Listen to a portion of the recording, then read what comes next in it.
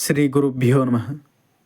సదాశివసమారంభాం శంకరాచార్యమధ్యమాం అస్మదాచార్యపర్యంతాం వందే గురుపరంపరాం. జగద్గురువుల పాదపద్మములకు సాష్టాంగ నమస్కారాలు తెలుపుకుంటూ ఈ వీడియో ప్రారంభించుకుందాం. భారతీ కరుణాపాత్రం, భారతీ పదభూషణం, భారతీ పదమారూఢం, భారతీ తీర్థమాశ్రయే. ఒక మహాభక్తుడు శృంగేరికి వచ్చాడు.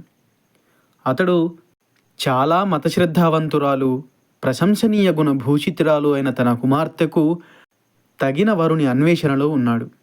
ఆమెతో సమానమైన మతశ్రద్ధ గలవాడు ఎలా దొరుకుతాడా అనేది అతని సమస్య.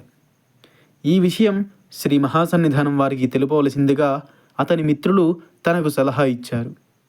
కానీ ఇలాంటి లౌకిక విషయాల గురించి వారి దగ్గర చెప్పడమా అనే సంకోచంతో అతడు నేనట్లా చేయను అని నిశ్చింతగా చెప్పాడు.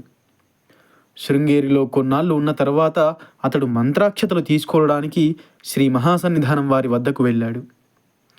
శ్రీ మహాసన్నిధానం వారు అతని వైపు జాలిగా చూసి, మీ కుమార్తెకు వివాహం చేయాలనే మీ ప్రయత్నాలు ఎలా ఉన్నాయి? మంచి సంబంధం దొరికిందా అని ప్రశ్నించారు.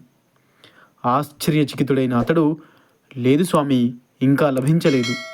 తగిన సంబంధం దొరకడం అనేది పెద్ద సమస్యగా మారింది అని సమాధానమిచ్చాడు. అప్పుడు జగద్గురువులు, మీరు బాధపడవలసిన పని లేదు, అమ్మవారి దయ వలన ఆమెకు తగిన వరునితో వివాహం అవుతుంది అని సెలవిచ్చారు.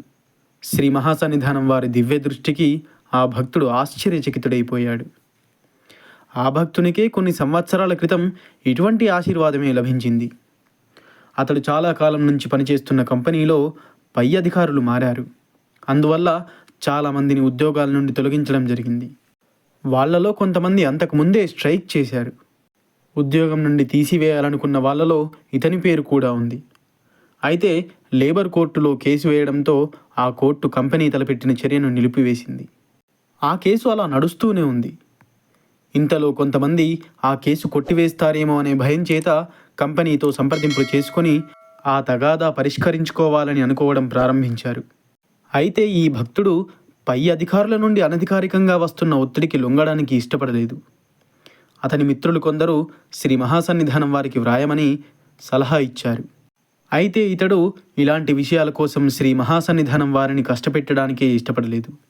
ఇతని క్లిష్ట పరిస్థితిని గూర్చి తెలిసిన ఒక మిత్రుడు శృంగేరి వెళ్ళినప్పుడు ఈ విషయాలన్నీ జగద్గురువులకు తెలిపాడు.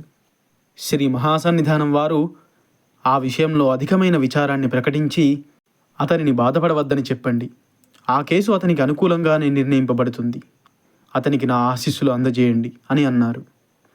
వారి ఆశీస్సులు అతనికి అందజేయబడ్డాయి. తరువాత ఆ కేసు ఉద్యోగస్తులకు అనుకూలంగా నిర్ణయింపబడడంతో ఆ భక్తుని సమస్య తీరిపోయింది. ఇప్పుడు మీరు విన్న ఈ సంఘటన శ్రీ పుల్లెల శ్రీరామచంద్రుడు రచించినటువంటి జగద్వంద్యుడైన జగద్గురువు అనే గ్రంథం నుండి స్వీకరించబడింది. సర్వం శ్రీ గురుదివ్యచరణారవిందార్పణమస్తు. స్వస్తి.